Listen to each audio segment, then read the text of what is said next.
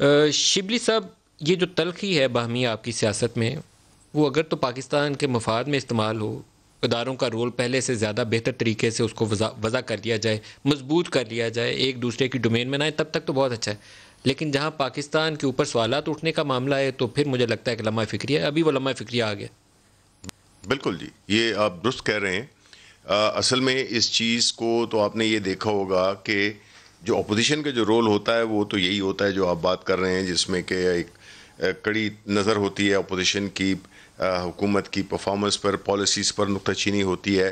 लेकिन ये हमने एक अजीब सी अपोजिशन देखी है जिसमें कि जिसका मकसद ये नहीं है कि मुल्क में आवाम के लिए, भलाई के लिए कानून साजी की जाए, उसमें पॉलिसीज़ में सपोर्ट किया जाए, क्रिटिसाइज़ किया जाए।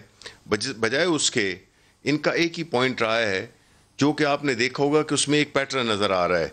वो शुरू हुआ है इनकी, जब देखा कि ये सारी टेंशन कब शुरू हुई, जब फैटफ के बिल आया जो कि एक आखिरी कार्ड था जिसमें कि ये समझते थे कि इनको कुछ मिल जाएगा, जो कि मिला नहीं। तो उसके बाद इन्होंने देख लिया कि अभी तो इनके पास कोई कार्ड रहा ही नहीं है। फिर इन्होंने क्या उसका शुरू किया कि गुजरावाला से लेकर और अभी मैं तो ये कहूँगा कि मौलाना तौर-ए-मान तक के खिताब, मैं मौलाना तौर-ए-मान का भी सुनाऊंगा आपको, आप सुनाइएगा। लेकिन हम आ जाते हैं उधर तक, आया सादिक तक के बयान पे। आपने देखा कि जिस तरह से गुजरावाला में एक ऐसी तकरीर की गई जिसने कि इस मुल्क के जो सियासी एक कल्चर है उसमें कभी ऐसी बात नहीं हुई थी। उन्होंने एक ऐसे इदारों पे अटैक किया, अदालतों पे किया, अफवाज पे किया।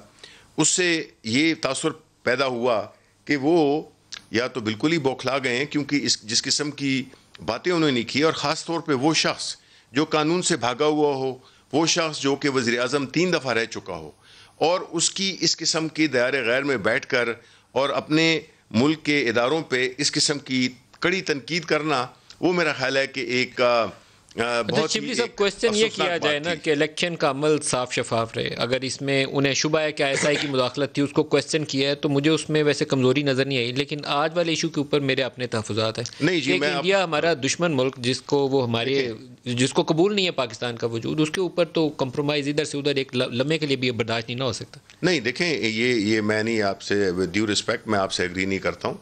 जो पहली तकरीर थी जिसमें कि वो, आप देखें, ये जितने भी ममालिक हैं जो कि तबाह बर्बाद हो गए हैं, जिसमें लीबिया, इराक है, शाम है, अफगानिस्तान है, वो क्यों? वो इसलिए कि उनकी पहली जो दुश्मन ने जो की, वो उसकी फ़ौज को उन्होंने बिल्कुल डेसिमेट किया, फ़ौज को उन्होंने बिल्कुल वो कर दिया। तो फिर तो वॉक ओवर होता है।